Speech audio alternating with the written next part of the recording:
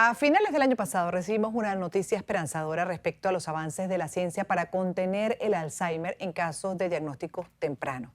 Se trata del fármaco experimental lecanemab, desarrollado por la farmacéutica japonesa Eisai y por la estadounidense Biogen, cuyos resultados del ensayo clínico fueron publicados por The New England Journal of Medicine. El estudio fue llevado a cabo en diversos centros médicos del mundo durante 18 meses con un total de 1.795 pacientes de entre 50 y 90 años de edad. Los resultados mostraron una reducción de 27% en el empeoramiento de los síntomas entre el grupo al que se administró el fármaco experimental comparado con el que recibió el placebo. ¿Cómo funciona este medicamento? ¿Cuánta esperanza da? Y pueden tener los pacientes, sus familiares, de que pronto puedan estar ya pues utilizando este producto en el mercado. Lo vamos a revisar con un especialista, con el doctor Conrado Stoll, es neurólogo, especialista en enfermedades también cardiovasculares. ¿Cómo está, doctor? Bienvenido. ¿Qué tal, Gladys? Un gusto hablarle. Bueno, usted como neurólogo, ¿cómo recibe esta noticia? Bueno, primero que ha hecho un resumen espectacular recién de lo que se hizo con ese estudio, y la noticia la recibo con mucha alegría y algo de sorpresa, porque se han probado más de 500 fármacos para la enfermedad de Alzheimer, tanto y con tan poco efecto, con tan malos resultados en general, que se pensaba que quizás la teoría de la acumulación de esta proteína, la amiloide en el cerebro, fuera una consecuencia de otra cosa, que fuera la real causa del Alzheimer, y por eso no se tenía éxito. Entonces, la historia empieza hace un tiempo con otra droga, se llaman todas este grupo anticuerpos monoclonales. Y estos anticuerpos limpian el amiloide, esa proteína que inflama al cerebro y que produce la enfermedad. Enfermedad que nos preocupa mucho, ¿por qué? Porque se asocia a la edad, aumenta la expectativa de la población mundial, somos 8.000 millones de personas, un enorme porcentaje de la población tiene más de 65 años, y entonces mucha gente está afectada de algo que es muy incapacitante.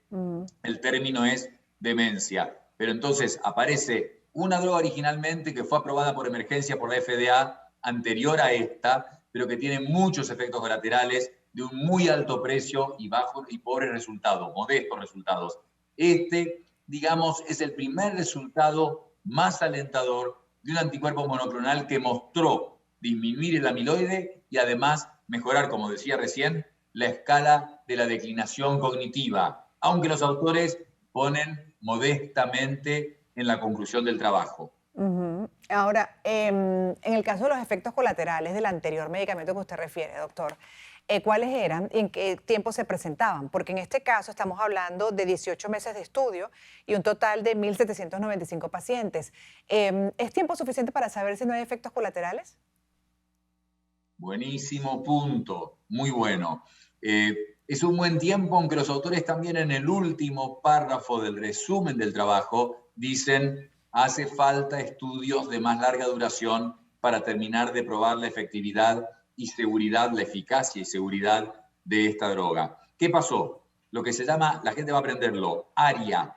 ARIA es un acrónimo, un resumen para las complicaciones que pueden ocurrir con estos tratamientos. Al limpiar ese amiloide pueden producir inflamación. De hecho, en el estudio científico había que hacer resonancia magnética regularmente de los pacientes para ver que no tuvieran edema cerebral.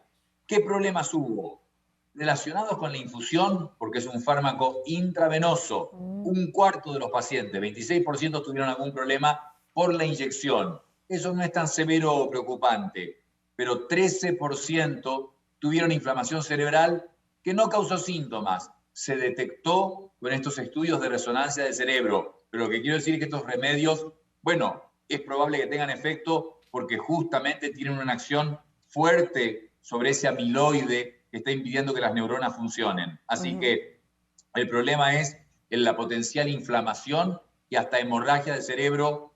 Murió un paciente, ha salido en todos los medios a fin del año, en que se recalcó, pero el paciente era una mujer de 65 años que tuvo una ACV. Por tener la ACV le dieron esa droga que se come al coágulo y que normalmente tiene un riesgo de hemorragia. Esta mujer había sido tratada con esta droga y bueno, la hemorragia ocurrió. Pero en los pacientes del ensayo general, esos 800 que recibieron la droga, la inflamación severa fue inusual. Claro, es decir, que podría estar contraindicado para algunos pacientes, por ejemplo, que sean propensos, en este caso, pues a ACV, por mencionar el tema. Ahí entramos también en otra área de la medicina, todo el tema circulatorio y bueno, me imagino que debe tener ciertas contraindicaciones. Buen punto, muy buen punto, Gladys. Dos cosas. Uno, que la gente sepa que la ACV, que es la enfermedad cerebrovascular, la segunda causa de muerte en el mundo, y uno piensa, bueno, un infarto cerebral, una hemorragia cerebral y una hemiplegia. No, cuidado, la enfermedad de las arterias del cerebro explican hasta un tercio de los casos de la enfermedad de Alzheimer. O sea, hay una relación Wow. intimísima entre la circulación cerebral y el Alzheimer. Entonces, mantener limpias las arterias, hacer prevención vascular con lo que ya todos sabemos: ejercicio, nutrición, dormir 7-8 horas, no fumar, poco o nada de alcohol, controlar la presión, el colesterol y la diabetes, disminuye muy significativamente el riesgo de demencia. Y lo que decía Gladys, perfecto, va a haber que seleccionar los pacientes. Claro. Este estudio incluyó 50 a 90 años. Seguramente se van a beneficiar los que tienen enfermedad leve, como lo definió el estudio, y los más jóvenes, por supuesto, y que no tuvieran otro compromiso cerebral que aumente el riesgo de complicaciones. Sí, y en eso me imagino que van ahora, ¿no? A la segunda a la etapa en la que van a terminar de dar el tiempo para saber que los efectos colaterales no son pues, tan extremos y que podría ser entonces ya producido para la colocación en el mercado, ¿correcto, doctor? Eso es en lo que están ahora. Correctísimo, en eso están ahora ellos y otras compañías. Ahora hay un auge de este uso de anticuerpos monoclonales para extraer del cerebro lo que se llama el amiloide soluble. Una vez que son fibrillas depositadas, ya no se puede hacer nada, pero en la forma soluble, ahí lo limpian. Cuidado, por eso nombré antes que el dormir era tan importante: 7-8 horas, ni más de 9 ni menos de 6. Durante el sueño hay evidencia que el cerebro filtra, limpia esta sustancia amiloide, que interesantemente en este estudio de lecanemab se vio que no solo mejoraba, o sea, se enlentecía la declinación cognitiva de los pacientes tratados, sino que además midieron el amiloide y otras sustancias que tienen que ver con la neurodegeneración, por ejemplo, la proteína tau también, y por el tratamiento con este anticuerpo monoclonal, todas estas sustancias relacionadas con el Alzheimer mejoraron, disminuyeron en el líquido cefalorraquídeo, que es el líquido que baña, protege y rodea el cerebro. Ahora, tenemos que hacer una pausa. Yo quisiera que al regreso explicara cuando hablan de 27%, ¿no? De reducción en el empeoramiento de los síntomas. Quiere decir que si alguien llegara a tomar esto en etapa temprana, ¿qué tipo de vida puede llevar? ¿Cuáles serían esas manifestaciones de Alzheimer que quedarían? Lo va a comentar, por favor, en unos minutos para entender mejor ese 27%. Y seguimos conversando con el doctor Conrado Stoll, neurólogo, especialista en enfermedades cardiovasculares. Nos atiende desde Buenos Aires. Doctor, quedó pendiente explicar qué representa ese 27% de mejoría o de reducción del empeoramiento en el caso tal de que alguien presente Alzheimer. Cualquiera que escuche 27%, por supuesto que piensa que es algo dramáticamente positivo. O sea, pensemos en que aumente el 27% la población del planeta o los ingresos de una persona. Pero en este caso, 27% fue la reducción de la progresión normal. La enfermedad de Alzheimer tiene una progresión continua en la declinación de las funciones cognitivas. Se habla siempre de memoria, pero no es solo eso: es orientación visoespacial, es la función ejecutiva, organizar, planear acciones, es el lenguaje. Entonces, se enlenteció un 27% la progresión usual de la enfermedad. ¿Cómo lo hicieron? Se toman escalas, muchas escalas de función cognitiva que miden todas las funciones, y esa es la velocidad, el porcentaje del enlentecimiento de la progresión.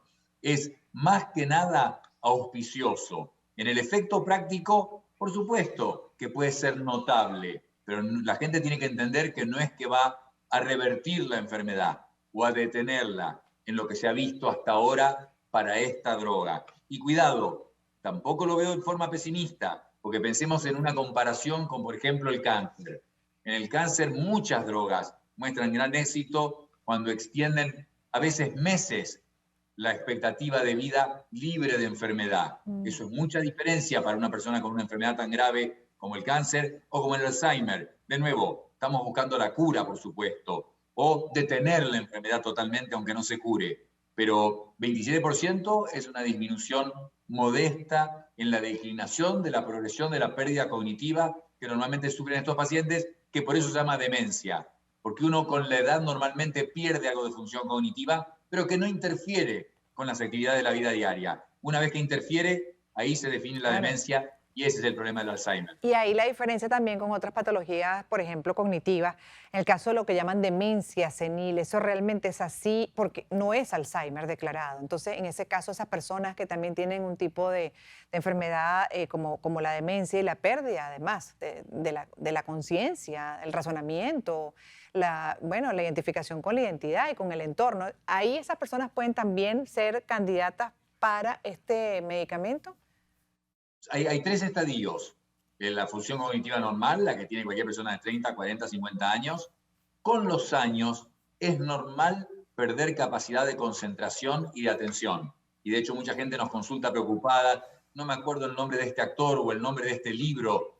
Y eso es, no quiero decir envejecimiento, que es una palabra que habría que cambiar ahora, pero eso es el cambio normal con el paso de los años. Después hay un estadio que se llama alteración cognitiva mínima, MCI del inglés, MCI, que ya es una alteración que sí interfiere con la vida diaria, no significativamente, no llega a ser una demencia. Y finalmente está Alzheimer, cuando las alteraciones cognitivas que tiene la persona interfieren con la capacidad de desenvolverse en su trabajo, en sus actividades de la vida diaria, eso se define como Alzheimer, como demencia, y es ahí en las formas más tempranas que pueden ser útiles estas drogas. Cierro, Gladys, diciendo que justamente lo que se está haciendo en este momento, además de seguir con estudios con drogas como esta, es encontrar en el cuerpo biomarcadores, algo que se pueda detectar muy tempranamente, 10, 20 años antes de que se declare la demencia, la enfermedad de Alzheimer, y ahí empezar los tratamientos para ayudar al cerebro a limpiar ese amiloide y que no se acumule. Eso es lo que se hace en este momento, en paralelo. Probar nuevas drogas para mejorar la enfermedad y además detectar biomarcadores que nos avisen quién va a tener la enfermedad. Ahora, llama la atención, doctor, que muchas veces en los diagnósticos el mismo especialista dice no es Alzheimer, es demencia, por la edad, pero bueno, ya por condiciones a lo mejor, qué sé yo, por ejemplo, un factor externo como el alcohol, se le produjo un daño neuronal y está en esa fase ya de demencia, incluso hasta el punto bueno, de que literalmente el resultado es exactamente el mismo que el del Alzheimer. Entonces, ¿esa diferencia de dónde deriva? Otro buen punto y muy complejo, ¿eh? Ahí estamos en el capítulo y de por qué no hay que buscar al doctor Google, porque en algunas cosas puede ser muy confuso y asustar a la gente. Es verdad que hay muchas causas de demencia, pero Gladys, creo que soy justo si digo que entre las lesiones vasculares del cerebro por falta de irrigación, lo que se llama demencia vascular, y la demencia de Alzheimer son las dos más frecuentes, pero seguro, el 90%. Después hay otras formas neurológicas que también causan demencia asociadas con la enfermedad de Parkinson, pero en una forma muy especial e inusual. La enfermedad de Parkinson normalmente es solo la falta de dopamina y se trata perfectamente. En casos excepcionales puede asociarse con alteración cognitiva. La demencia frontotemporal, que empieza justamente sin pérdida tanto de memoria, sino que fundamentalmente con alteraciones de la conducta. Y, por ejemplo, la fascia progresiva primaria, en que la persona tampoco pierde la memoria fundamentalmente, pierde totalmente en forma progresiva la capacidad de hablar, el lenguaje, la expresión y la comprensión. Y demencia es el paraguas para todo eso. Todas son demencias. Entiendo. Yo creo que es una palabra mala que habría que cambiar en neurología, Sí. pero no haría confusión. Toda persona a partir de una cierta edad, 65 años, en que tiene trastornos de las funciones cognitivas que le impiden desarrollar solo independientemente las actividades de la vida diaria, está con algún tipo de demencia, lo más común, vascular o Alzheimer. ¿Es más frecuente en mujeres que hombres? ¿O es igual? Similar, no hay una diferencia significativa, es similar. Sí hay personas con una predisposición muy fuerte genética. De hecho, hoy en día, que así como en los 90 llevó 10 años y más de $1.000 millones poder secuenciar todo el ADN de una persona, hoy en día se puede hacer en menos de una hora por unos cientos de dólares. Entonces, mucha gente busca estudiar todo su ADN para ver si hay una proclividad hacia ciertas enfermedades. Pero mucha gente astutamente dice, no me digan si tengo los marcadores, que se llama ApoE4, que dicen que voy a tener Alzheimer o que tengo un alto riesgo de tener Alzheimer. Las personas que tienen lo que se llama 2 alelos de ApoE4 tienen un muy alto riesgo de tener Alzheimer. No es aconsejable hoy en día hacer ese estudio, dado que no hay un tratamiento o algo específico que pueda hacer la persona. Lo que hay que hacer, tenemos que hacerlo todos. Prevención, Claro. cuidar las arterias. Es generar angustia, ¿no? Mucha angustia anticipada, afectar la calidad de vida durante el tiempo que la persona pueda estar consciente, bueno, con su, así es, bueno, con su mente donde corresponde, además para socializar como es debido y poder avanzar además en actividades. Y ahí el punto del costo que usted mencionaba, todo lo que se ha invertido para llegar a donde estamos. El costo de este medicamento puede ser elevado porque ese también es otro punto. A veces se logran ciertos avances, caso por ejemplo de la inmunoterapia, pero no está al alcance de todo el mundo, ni contemplada en algunas pólizas de seguro. Gladys, eso va a depender de cada país en el mundo y es un problema muy serio hoy en día, porque por un lado es apasionante que las terapias genéticas y ciertas drogas como los anticuerpos monoclonales han revolucionado el tratamiento de enfermedades que antes no tenían ningún tratamiento y aceleraban, acortaban la expectativa de vida. Por un lado eso, pero por otro lado vemos ahora que hay tratamientos, Gladys, que llegan a costar 1 millón a 3 millones de dólares para distintas enfermedades. En este caso, no sé el precio del lecanemab cuál va a ser, pero la anterior, la que fue aprobada por la FDA de emergencia, con una aprobación de emergencia, y que fue muy criticada porque, de nuevo, el efecto era menor que el de este estudio actual y con mucho más efectos colaterales. Y el costo era $57.000 por año. Paradójicamente, en América Latina, muchos gobiernos cubren estos gastos, pero en otros países y muchos de altos ingresos no los cubren y, como has dicho, Gladys, correctamente, son muchas veces casi inalcanzables. Gracias por haber estado con nosotros, doctor. La verdad es que esto es fascinante y me encanta hablar con ustedes y ver cuánto se ha avanzado, por ejemplo, esos desafíos para encontrar solución a problemas de nuestro cuerpo que ya en sí mismo es toda una máquina, pues con una cantidad todavía de enigmas. Y creo que particularmente el cerebro es uno de los que encierra, ¿no?, la mayor cantidad de enigmas y un desafío para ustedes, por ejemplo, como especialistas. Sí, sigue siéndolo, pero por suerte ahora los avances son literalmente exponenciales. La inteligencia artificial, machine learning, todo eso está ayudando, va a ayudar al médico, no lo va a reemplazar, lo va a ayudar muchísimo. Así que muchas gracias por el llamado. A usted, gracias por haber estado con nosotros y haber compartido toda esta información desde Argentina. Conrado Stoll, neurólogo, especialista en enfermedades cardiovasculares.